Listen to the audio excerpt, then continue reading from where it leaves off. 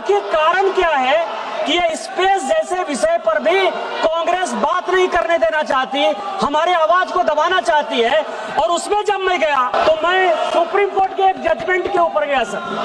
आपको ध्यान हो कि केरल में, यहाँ सुरेश गोपी जी बैठे हुए हैं, नाम्बी नारायण इसरो के बहुत बड़े साइंटिस्ट थे और 94 में इस कांग्रेस की सरकार ने सीबीआई के माध्यम से उनको अरेस्ट कर लिया, स्टेट पुलिस के माध्यम से उसको अरेस्ट कर लिया।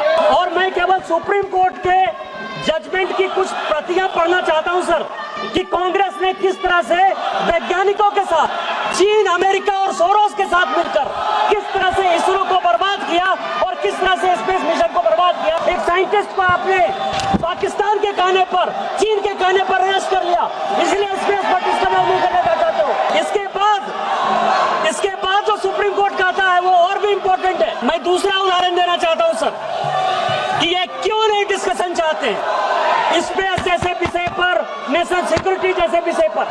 ये मैं सीएजी की रिपोर्ट लेकर आया सर, ये सीएजी की रिपोर्ट है। और मैं आपको बताऊं कि 2012 की ये रिपोर्ट है, जब उनकी सरकार थी और सीएजी उन्होंने बनाया था। वो ये कहता है कि इसी स्पेस मिशन पर एंट्रिस देवास जो है, उन्होंने एग्रीमेंट किया सर, और 2 लाख करोड़, 1-2 पैसे नहीं सर, 2 लाख करोड़ का चूना उन्होंने भारत सरकार को लगाया।